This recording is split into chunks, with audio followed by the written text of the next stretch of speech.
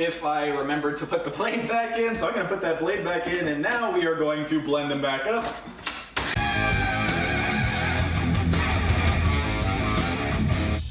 Hey everyone, thanks for tuning in and welcome back to another episode of Carnivore Kitchen. Today I'm going to be showing you guys how to make some carnivore burger buns. But before I start, you guys know the drill. Like the video, subscribe to the channel, hit the notification bell, ding ding ding. And if you don't want to watch the entire video, I will be including step-by-step instructions with timestamps in the description so you can skip ahead to the section that you want to watch.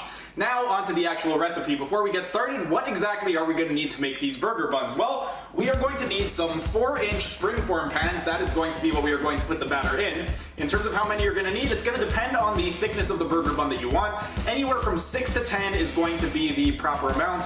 If you want it a little bit more on the thick side, then you could fill up 6 of these. If you want it more on the thin side, you could fill up 10. Me personally, I'm going to do 8 because I tried doing this last week and it came out really good with 8. If you use 8, it's roughly going to be that thick, so take with that what you will. If you want to make it thicker, then you're going to have to add in a little bit more batter in, which would require less Springform pans. Once we have our Springform pans, we are going to need a saucepan to melt our butter. We are going to need some butter to put in the saucepan. We will need a fork to mix everything up, a dozen eggs, some salt to salt the eggs. I'm going to be using pink Himalayan sea salt. You can use whatever type of salt you like. Me personally, I like the pink Himalayan sea salt because it has all of its trace minerals intact. If you are using regular white bleached table salt, it's been stripped of all its companion elements and all it has is sodium chloride. While the pink Himalayan sea salt, while it is 98% sodium chloride, it does contain all of those really good minerals like your calcium, potassium, magnesium, all of those really good things. So if you want a better alternative to regular salt, the pink Himalayan sea salt or Celtic sea salt is going to be preferable. Once we have that, we need some MCT oil to oil up and grease our Springform pans. If you want to be really strict with the carnivore diet and you don't want to use MCT oil, you can use either ghee or butter to put in the Springform pans. And personally, I think you don't even really need to put anything at all because when I made it the last time, I sprayed it with some MCT oil and they slid around all over the place. Because of the amount of butter that is going to be going into the actual batter, I think that is going to be good enough that you don't need to use any type of spray. But if you do want to use some cooking spray, I really like the MCT oil to put in the pans.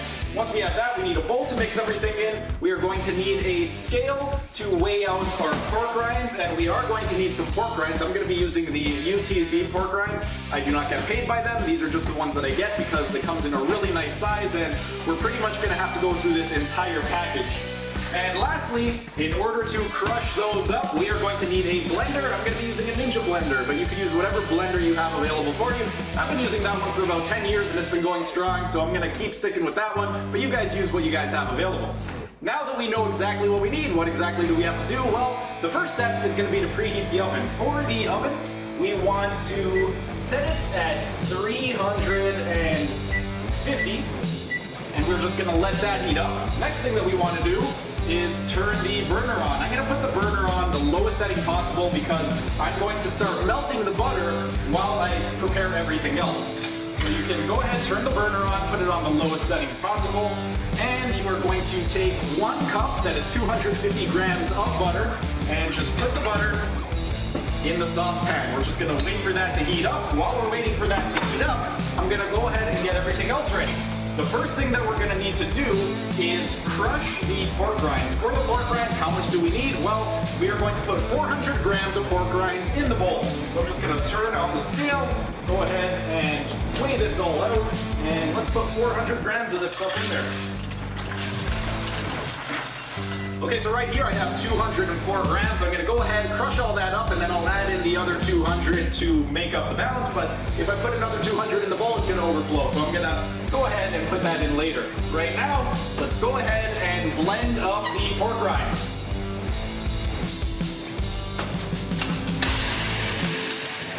All right, let's put in a little bit more.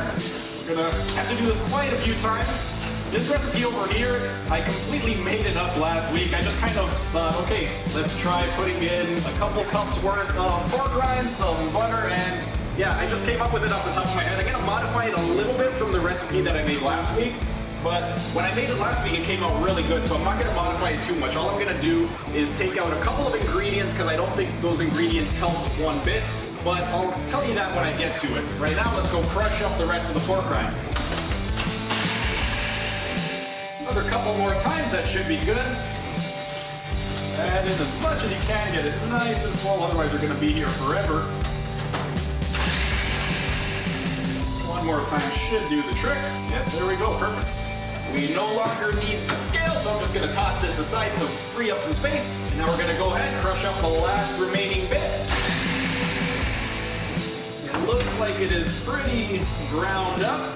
Let's go ahead and remove it, transfer it into the bowl, and if there are any pieces that aren't quite ground up, it's not really going to be too much of an issue because the pork rinds themselves, once you mix everything together, it's not really going to matter if it's not 100% ground up, but this looks like it did a pretty good job. I don't see any really big pieces in here. We're just going to go ahead and put everything in the bowl. Next step, we are going to put all the eggs. First, let's just get all the pork rinds into the bowl because we don't want to miss any of that. Yeah, it looks pretty good. I don't see any big chunks, which means the Ninja Blender did its job. Next, we are going to go ahead and blend up our eggs. For the eggs, we are going to be using a dozen eggs. I'm using free-range eggs. You can use whatever you have. If you are on a budget, you can just get regular eggs from your grocery store. They're going to be a little bit more cost-effective. But for me personally, I prefer these, so that's what I'm going to be using. We're going to go ahead, crack all dozen, and put it in the blender and just mix everything up. All right, now that we have all of our eggs in the blender, let's just blend these bad boys up. It would help if I remembered to put the blade back in, so I'm going to put that blade back in, and now we are going to blend them back up. Alright, let's go ahead, put the egg mixture added to the ground up pork rinds. Once we've added that, the next step is to add the butter. The butter still has a little bit more to go, so I'm just going to raise the temperature a little bit to melt it a little bit quicker. And while we are waiting for the butter to melt, I am going to add some Himalayan sea salt. For the Himalayan sea salt, I am going to do 1 turn for every egg that I put in there, which is 12, so I'm going to do 12 turns. Again, if you don't want to use this one, you can use the finely ground one. Me personally, I like it a little bit more on the coarse side, so that's why I'm using this one. If you prefer it finely ground, then you can get the one that's already finely ground and ground up. 1, 2, 3, 4, 5, 6, 7, 8, 9, 10, 11, 12. If you are having these by themselves just as a little snack to snack on, one thing worth noting is they do come out a little bit more on the salty side. So if you don't like salt a lot, then you may want to put a little bit less salt. For me personally, I like the taste of it when I added in the 12 shakes of sea salt, so I'm going to stick to what I did last week, and we'll just stir this up while we wait for the butter to fully mix. Alright, the butter is all melted, so I'm going to go ahead, turn the burner off, and just add the butter to the mixture. Let's go ahead and mix up the rest of this batter. One additional step that you can take that I made last time, but I'm going to skip today to see how it comes out, because I really don't think it made that much of a difference, is I ended up adding 4 teaspoons of baking powder, and it was either I believe it was 1 teaspoon of xanthan gum. It was either 1 or 2, but I believe it was 1.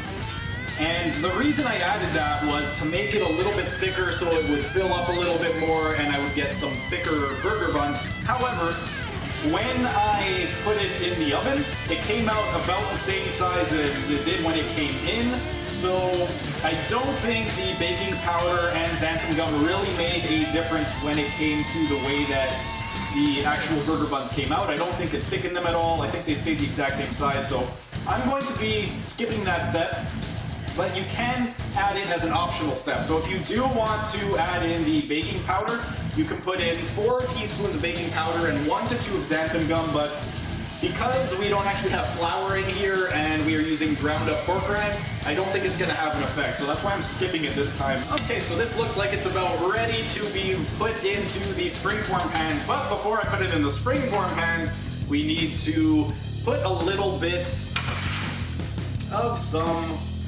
MCT oil so that they don't stick.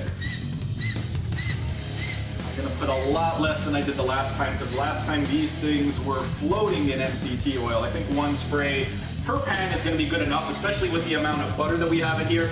I think the butter is going to offset the stickiness and it's not going to stick, but I'm gonna put 1 just for today. All right, now that we have everything ready, the next thing we need to grab our scale back, and we are going to use this so that we can even out all the different burger buns. The last time that I made each one 150 grams and it worked out perfectly. I was able to get 8 of them. It just worked out that way. So I'm gonna do the same thing.